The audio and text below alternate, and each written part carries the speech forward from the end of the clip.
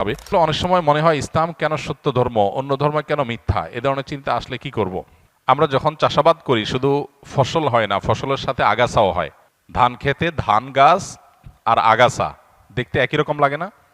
এখন কেউ যদি বলে ভাই ধান গাছগুলোকে যত্ন করে রাখেন, আগাছাগুলো কেটে রাখেন, কেন? দেখতে তো একই রকম।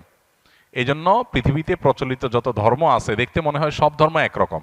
আসলে একটা হলো মূল গাছ, মূল গাছের মধ্যে বহু আগাছা সৃষ্টি হয়েছে। যেই ধর্মের সূত্র আসমানের সাথে, আল্লাহর সাথে, ওহির সাথে, নবী রাসূলদের সাথে, সেগুলোকে বলা হয় আসমানি ধর্ম। এগুলো যুগে যুগে সব একই সূত্রে গাথা। এগুলোরই সর্বশেষ ধারা হলো মুহাম্মদ সাল্লাল্লাহু আলাইহি সাল্লামের ধর্ম। এরপর আর কোনোটা আসবে না, এরপর কিয়ামত হয়ে যাবে। এই ধারার যে কোনো ধারার অনুসারী হলেই তিনি নাজাত প্রাপ্ত। এর বাইরে মানুষের সৃষ্ট আরো বহু ধর্ম পৃথিবীতে তৈরি হয়েছে, এগুলো কোনোটাই সঠিক নয়।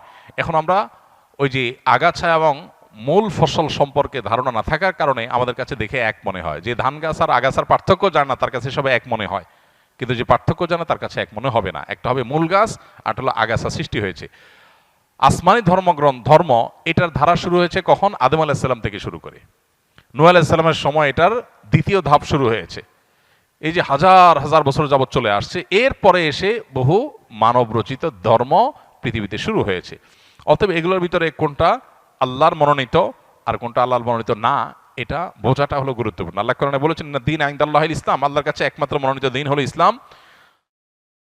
ওয়া মান ইয়াবতাগি গায়রাল ইসলামি দীনান ফালান ইয়াকবালা মিনহু, আল্লাহ বলেছেন যে ব্যক্তি ইসলাম ছাড়া অন্য কিছু আল্লাহর কাছে ধর্ম হিসেবে নিয়ে আসবে, অ্যাকসেপ্টেড হবে না।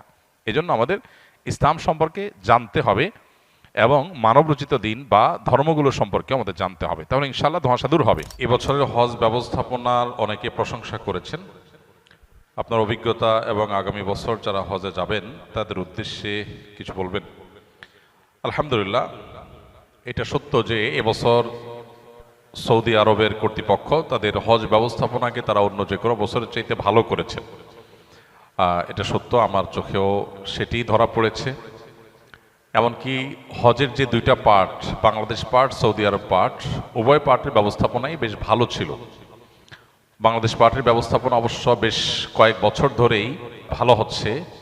বিগত আমলের শেষের দিকে এসে হজ ব্যবস্থাপনা তুলনামূলকভাবে ভালো হয়েছে, যার কারণে একসময় প্রচুর পরিমাণে মানুষ হজের টাকা জমা দিয়ে প্রতারিত হতো, যেতে পারতো না, হজ ক্যাম্পে গিয়ে কান্নাকাটি করে ফিরে আসতে হতো। এই দৃশ্যগুলো আর এখন দেখা যায় না বেশ কয়েক বছর যাবত, এটা ভালো। তো তার মধ্যে আবার এবছর আলহামদুলিল্লাহ তুলনামূলকভাবে হাজিদের হয়রানি অথবা পেরেশানি তুলনামূলকভাবে কম হয়েছে বিগত বছরগুলোর সাথে কম্পেয়ার করলে।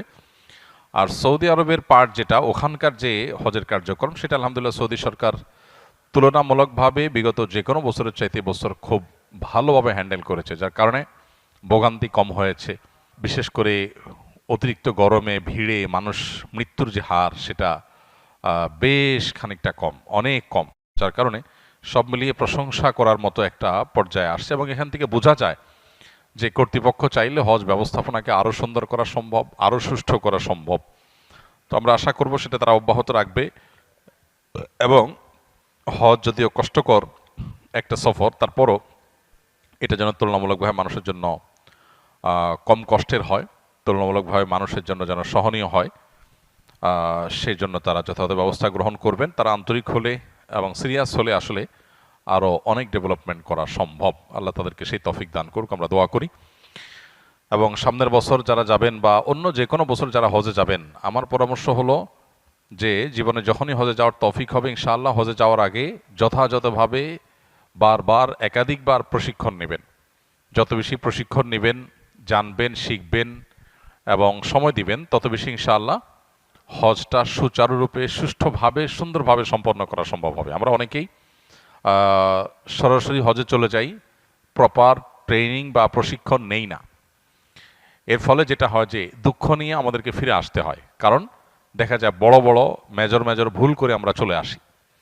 তো এই জন্য হজের সফর সহজ হওয়ার জন্য, পুরো সফরের কার্যক্রমগুলোকে সহজতর করবার জন্য প্রশিক্ষণের কোনো বিকল্প নেই। যারা অভিজ্ঞ, তাদের অভিজ্ঞতার আলোকে যে প্রশিক্ষণগুলো হয়ে থাকে, সেই প্রশিক্ষণগুলো আমরা গ্রহণ করবো ইনশাআল্লাহ। আসুন্নাহ ফাউন্ডেশন থেকে প্রতি বছরই হজযাত্রীদের উদ্দেশ্যে প্রশিক্ষণ নিবেদন করা হয় এবং আলহামদুলিল্লাহ সে সমস্ত প্রশিক্ষণে হাজার হাজার মানুষ অংশগ্রহণ করে। যে যে এজেন্সিতেই যাক না কেন, এই প্রশিক্ষণ আসুন্না ফাউন্ডেশন থেকে সম্পূর্ণ ফ্রি উপস্থাপন করা হয়ে থাকে। অতএব যারা হজে যাবেন তারা ফাউন্ডেশন ট্রেনিং হোক বা অন্য কোনো ট্রেনিং হোক, সেই ট্রেনিংগুলোতে ইনভলভ হবেন এবং প্রশিক্ষণ নিয়ে যাবেন।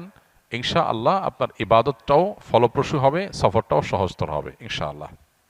আল কোরআন যদি পরিপূর্ণ জীবন ব্যবস্থা হয়ে থাকে তাহলে হাদিস কেন? খুবই হাস্যকর একটা বিষয়, আমাদের সমাজে অনেকের মুখে এখন আজকাল এগুলো শোনা যায়। কোরআন যদি পরিপূর্ণ হয় তাহলে হাদিস কেন? কোরআন পরিপূর্ণ, কোরআন হলো মূল পাঠ, এটার ব্যাখ্যা গ্রন্থ হলো হাদিস। অতএব কোরআন পরিপূর্ণ হওয়ার সাথে হাদিসের প্রামাণ্যতার কোনো সংঘর্ষ নাই, কন্ট্রাডিকশন নাই, দুইটাই প্যারালালি চলে। কারণ হলো কোরআনের ব্যাখ্যার জন্যই আল্লাহ তাআলা রাসূলকে পাঠিয়েছেন। এখন যদি কেউ বলেন কোরআন তো পরিপূর্ণ, তাহলে আল্লাহ রাসূল পাঠালেন কেন? কোরআন জিবরিল দিয়ে পাঠিয়ে দিলেই তো হইলো। এই প্রশ্নটা যেরকম অবান্তর, কোরআন পূর্ণাঙ্গ হলে আবার হাদিস লাগে কেন, এটাও সেরকম অবান্তর। এনকারে হাদিসের ফিতনা এখন ঘরে ঘরে দাঁড়ে দাঁড়ে হয়ে গেছে, হাদিস অস্বীকার করার। আমাদের সতর্ক থাকতে হবে। অনেক সময় মনে হয় ইসলাম কেন সত্য ধর্ম, অন্য ধর্ম কেন মিথ্যা, এ ধরনের চিন্তা আসলে কি করব। আমরা যখন চাষাবাদ করি শুধু ফসল হয় না, ফসলের সাথে আগাছাও হয়। ধান খেতে ধান গাছ আর আগাছা দেখতে একই রকম লাগে না? এখন কেউ যদি বলে ভাই ধান গাছগুলোকে যত্ন করে রাখেন, আগাছাগুলো কেটে রাখেন, কেন? দেখতে তো একই রকম।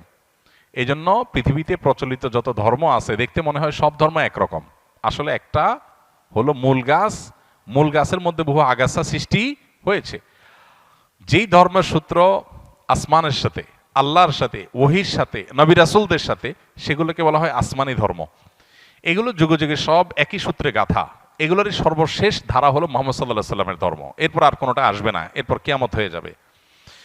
এই ধারার যে কোনো ধারার অনুসারী হলেই তিনি নাজাত প্রাপ্ত। এর বাইরে মানুষের সৃষ্ট আরো বহু ধর্ম পৃথিবীতে তৈরি হয়েছে, এগুলো কোনোটাই সঠিক নয়।